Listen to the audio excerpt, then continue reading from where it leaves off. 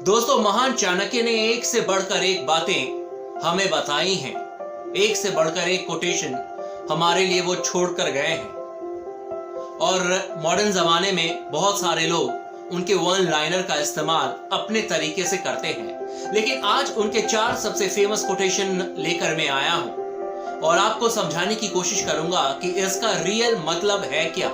इस वीडियो को आप अंत तक देखिएगा, क्योंकि इस वीडियो को देखने के बाद आपको यकीन हो जाएगा कि चाणक्य ने क्या बात कही थी, मॉडर्न जमाने में उसका मतलब क्या है और क्यों ये सारी बातें जाननी हमारे लिए बहुत जरूरी है। सबसे पहली बात जो उन्होंने कही थी दोस्तों, आपने भी सुना ही होगा कि जो तुम्हारी बातें सुनते हुए इधर उधर देखे उस पर कभी यकीन ना करना। जी हाँ दोस्तों, सपोज मैं आपसे बात कर रहा हूं और मैं इधर भी देखूं उधर भी देखूं, इससे क्या लगता है? इससे तो एक ही बात प्रूव होती है कि शायद मैं आपसे बात करते टाइम इंटरेस्ट नहीं ले रहा हूं। अगर आप किसी से बात कर रहे हैं और वो इधर उधर देखता रहे, नीचे देखे ऊपर देखे किसी और को देखे कुछ और बोले, तो इससे एक बात प्रूफ हो जाती है कि शायद वो आपकी बातों को सीरियसली नहीं ले रहा है, वो आपकी बातों में बिल्कुल भी इंटरेस्टेड नहीं है। और अगर वो आपकी बातों में इंटरेस्टेड नहीं है तो फिर वो आप में कैसे इंटरेस्टेड होगा। इसीलिए चाणक्य ने कहा है कि जो तुम्हारी बातें सुनते हुए इधर उधर देखे उस पर कभी यकीन न करना। कहने का मतलब यह है दोस्तों, यकीन का मतलब कि उस पर कभी समय व्यर्थ न करना। अगर कोई आप में इंटरेस्टेड नहीं है, आपकी बात सुनने में इंटरेस्टेड नहीं है, इसका मतलब सीधा सीधा है कि वो आप में इंटरेस्टेड नहीं है। तो उस इंसान को बार बार नॉक करने की जरूरत नहीं है। अगर कोई आपकी बात ना सुने, इसका मतलब सीधी सी बात है कि वो आपको बिल्कुल वैल्यू नहीं दे रहा है, यानी कि वो आप में इंटरेस्टेड नहीं है और उसके साथ समय बिताना यानी कि आप अपने समय को व्यर्थ साबित करने जा रहे हैं, अपने समय को व्यर्थ कर रहे हैं। तो इसीलिए कहा जाता है कि अपने समय को बिल्कुल सही तरीके से इस्तेमाल करें और ऐसे इंसान पर व्यर्थ में अपने समय को बर्बाद न करे जो आपकी बातों में इंटरेस्टेड ना हो। दूसरी कोटेशन जो उनकी बहुत फेमस रही है कि अधिक सीधा साधा जो इंसान होते हैं उन्हें ज्यादा परेशानी होती है और जो टेढ़े होते हैं वो बचकर निकल जाते हैं। उनका कहने का मतलब ये था कि जो सीधी पेड़ होती है वो तो हमेशा काट दिया जाता है उन पेड़ों को, लेकिन जो टेढ़े मेढ़े पेड़ होते हैं वो हमेशा बच जाते हैं। लेकिन इसका मतलब ये नहीं है दोस्तों, यहाँ पर सीधा और टेढ़े का मतलब ये नहीं है कि आप ईमानदारी या फिर बेईमानी की बात इसको जोड़ लें, क्योंकि सीधा का मतलब ये नहीं है कि आप ईमानदारी को बेच दें और बेईमानी के रास्ते पर चल लें, बिल्कुल भी नहीं कहा है उन्होंने। इसका सीधा सा मतलब ये है कि आप बेवकूफ न बने, आप समझदार बने। अगर जिंदगी में आगे बढ़ना है तो समझदार बने। आपने कभी सोचा है कि इंसान और जानवर में क्या फर्क है? जानवर के पास भी दिमाग है, जानवर के पास भी दिमाग होता है, लेकिन वो कभी उसका इस्तेमाल नहीं करते, इसीलिए तो हम इंसान उनका यूज करते हैं। कोई आपका यूज ना करे, इसलिए आपको अपने दिमाग को हमेशा ऑन रखना है, स्विच ऑन होना चाहिए। कहने का मतलब यह है दोस्तों कि किसी भी सिचुएशन के पॉजिटिव और नेगेटिव चीज दोनों को अगर आप इवैल्यूएट करते हैं, दोनों के बारे में अगर आप सोचते हैं, तो इसका मतलब सीधा सा है कि आप अपने दिमाग का सही इस्तेमाल कर रहे हैं। लेकिन अगर आप एक ही पहलू लेकर सोचते हैं तो इसका मतलब है कि आप बहुत ज्यादा इमोशनल हो रहे हैं और ऐसे में कई बार चीजें खराब हो जाती हैं। छोटा सा एग्जांपल दे रहा हूं कि अगर आप कहीं रास्ते पर अकेले जा रहे हैं और आपको लग रहा है कि कोई आपको लूटने के लिए आ रहा है, गुंडे आ रहे हैं, तो उस समय उनका कहना है कि आप भागने का प्रयास करें, कुछ चालाकी करें। चालाकी का मतलब है कि अपने आप को बचाएं, अपने दिमाग का इस्तेमाल करें। उनका यह कहने का मतलब नहीं है कि इतने सीधे बन जाए कि आओ सब कुछ लूट कर चले जाओ। उनका कहने का मतलब यह है कि अपने दिमाग का इस्तेमाल करें, ना कि बेवकूफ बने। लेकिन कई लोग इसे ईमानदारी और बेईमानी के रास्ते पर जोड़ देते हैं, जो कि बिल्कुल गलत है। समझदार बनिए, बेवकूफ मत बनिए। और एक बात जो सबसे इंपॉर्टेंट उन्होंने कही है इसी कोट्स के जरिए कि अपनी गलती से तो इंसान सीखता ही सीखता है, जो इंसान दूसरों की गलती से सीख जाए वो सबसे बड़ा समझदार है। तो कहने का मतलब यह है दोस्तों कि समझदार बनिए, बेवकूफ न बनिए।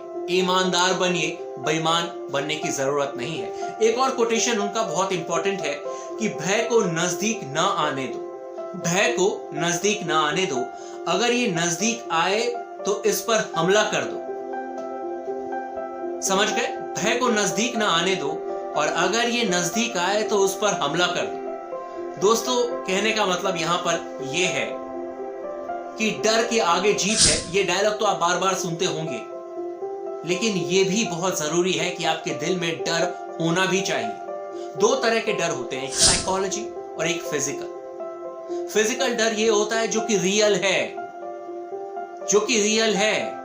अगर आपको पता है कि आपको तैरना नहीं आता तो समंदर में जाने की जरूरत नहीं है, और अगर जा रहे हैं तो उतनी ही दूर जाइए जहां पर कि आप अपने आप को कंट्रोल कर सकें, आपका बॉडी आपके कंट्रोल में हो, ना कि पानी आपको नियंत्रण करने लग जाए।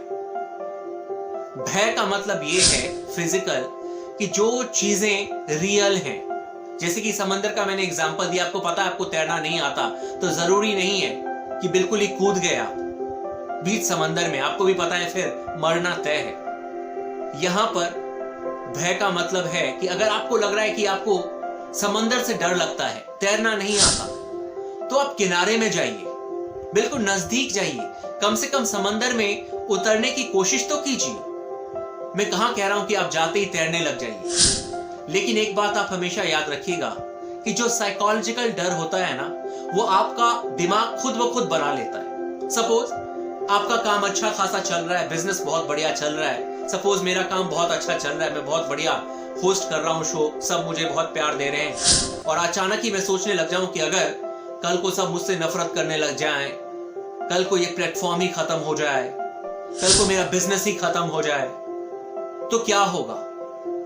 ये सिर्फ साइकोलॉजिकल डर है आपके मन में, और दुनिया में 90% जो डर है वो साइकोलॉजिकल ही है, सिर्फ 10% रियल डर होता है। कहावत सुनी होगी आपने कि इस दुनिया में 100 में से सिर्फ 10 ऐसे सांप होते हैं जो जहरीले होते हैं, लेकिन जब किसी इंसान को सांप काट ले तो उसमें से 80% लोग मारे जाते हैं, क्योंकि उनको लगता है ये साइकोलॉजिकल डर कि सांप ने काट लिया, अब तो मरना तय है, और इस डर से वो खुद मर जाते हैं, चाहे सांप जहरीला हो या ना हो। तो इस बात को समझिए कि भय को नजदीक ना आने दो, अगर आए तो उस पर हमला कर दो। का कहने का मतलब यह है कि आपको अगर किसी भी चीज से डर लग रहा है कि मैं उससे कैसे बात करूं, कहीं वो बुरा ना मान जाए, मैं कैसे ये काम करूं, क्या मैं कर पाऊंगा, बिल्कुल भी नहीं सोचना है। और ये बात 100% सच है कि अगर आपको जिस चीज से डर लगता है, अगर आप उसी पर वर्कआउट करना शुरू कर देते हैं, तो यकीन मानिए 3 से 4 दिन की प्रैक्टिस की जरूरत है और आप उस नेगेटिव को बिल्कुल पॉजिटिव में अपने लाइफ में कन्वर्ट कर देंगे। और फिर आप अपने बॉडी लैंग्वेज को चेक कीजिएगा, आप अपनी अपीयरेंस को चेक कीजिएगा, बिल्कुल बदल जाएगी। और आप सिर्फ तैरना चलना नहीं सीखेंगे, बल्कि आप जिंदगी में तैरना सीख जाएंगे। दोस्तों, जो आखिरी कोटेशन है, गलत दिशा में बढ़ रही भीड़ का हिस्सा बनने से अच्छा है कि सही दिशा में आप अकेले चलो। जी हाँ दोस्तों, यहाँ पर उनका कहने का मतलब ये है कि अगर आपको ऑर्डिनरी लाइफ जीनी है, अगर नॉर्मल लाइफ जीनी है, तो फिर आप भीड़ का हिस्सा बन सकते हो, जो 99.9% लोग करते हैं। लेकिन अगर आपको एक्स्ट्रा ऑर्डिनरी लाइफ जीनी है, जो कि हर किसी के पास हुनर है, मेरे पास भी हुनर है, आपके पास भी हुनर है, दुनिया के हर इंसान के पास हुनर है, क्योंकि ऊपर वाले ने सबको बराबर बनाकर भेजा है।